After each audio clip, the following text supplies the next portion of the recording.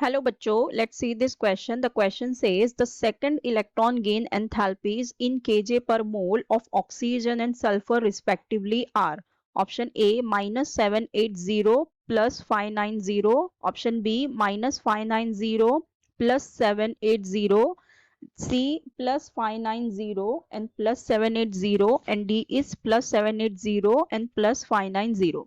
सो देखो हमें क्या बताना है कि जो हम सेकेंड इलेक्ट्रॉन गेन एंथैल्पी होगी ऑक्सीजन और सल्फर की वो क्या होगी। ठीक है, अब देखो सबसे पहली चीज तो जब हम सेकेंड इलेक्ट्रॉन गेन एंथैल्पी की बात करते हैं तो ये हमेशा क्या आएगी, हमारी पॉजिटिव आएगी ऑक्सीजन और सल्फर के लिए।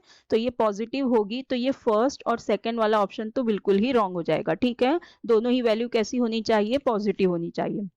सो अब देखो हमारी जो इलेक्ट्रॉन गेन एंथैल्पी होती है वो क्या होती है, it is the amount of energy produced when neutral atom receive an electron to form a negative ion. ठीक है, सो अब देखो यहाँ पे हमारे पास अगर हम ऑक्सीजन की बात करें, सो ऑक्सीजन पहले हमारा न्यूट्रल रहेगा, ये इलेक्ट्रॉन को एक एक्सेप्ट करके O माइनस बनाएगा। ठीक है, सो जब ये फर्स्ट इसकी अगर इलेक्ट्रॉन गेन एंथैल्पी अगर हम देखेंगे तो यहाँ पे ये नेगेटिव आएगी फर्स्ट वाली। ठीक है, लेकिन जब दोबारा ये जो हमारा इलेक्ट्रॉन है, ठीक है, अब ये नेगेटिव है ऑलरेडी, एनायन है, अब यहाँ पे अगर इसमें एक इलेक्ट्रॉन डाले तो अब क्या होगा, इस इलेक्ट्रॉन और इस इलेक्ट्रॉन में होता है रिपल्शन। ठीक है, इलेक्ट्रॉन के बीच में रिपल्शन होने लगता है, तो यहाँ पे हमें ज्यादा एनर्जी लगानी पड़ती है, तब ये O2 माइनस बनता है। इसलिए जो हमारी सेकेंड एंथैल्पी गेन एनर्जी होती है ये क्या हो जाती है, पॉजिटिव हो जाती है। ठीक है, अब सल्फर के भी केस में देखो यही होगा,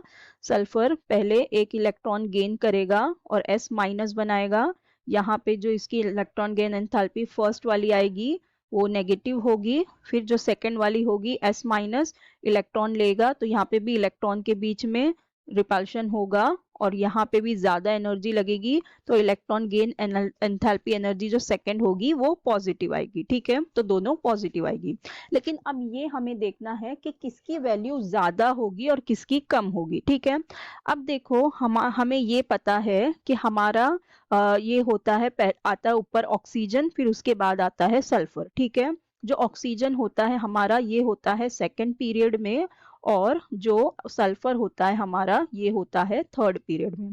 ठीक है, अब हम जब डाउन द ग्रुप जाते हैं तो इलेक्ट्रॉन एफिनिटी तो होती क्या है, डिक्रीज होती है, लेकिन यहाँ सेकंड पीरियड से थर्ड पीरियड जाने पे यहाँ पे होता क्या है कि जो हमारे सेकंड पीरियड के एटम होते हैं ये बहुत ही स्मॉल साइज होते हैं। ठीक है, बहुत ही साइज में स्मॉल होते हैं। सो जब हम इनके अंदर एक्स्ट्रा इलेक्ट्रॉन को ऐड करते हैं, एक्स्ट्रा इलेक्ट्रॉन को ऐड करते हैं तो इसमें होता क्या है, स्मॉल साइज होने की वजह से इलेक्ट्रॉन और इलेक्ट्रॉन के बीच में रिपल्शन होना चालू हो जाता है। ठीक है, तो अब रिपल्शन होने की वजह से होता क्या है कि इनकी जो इलेक्ट्रॉन एफिनिटी है वो कम हो जाती है।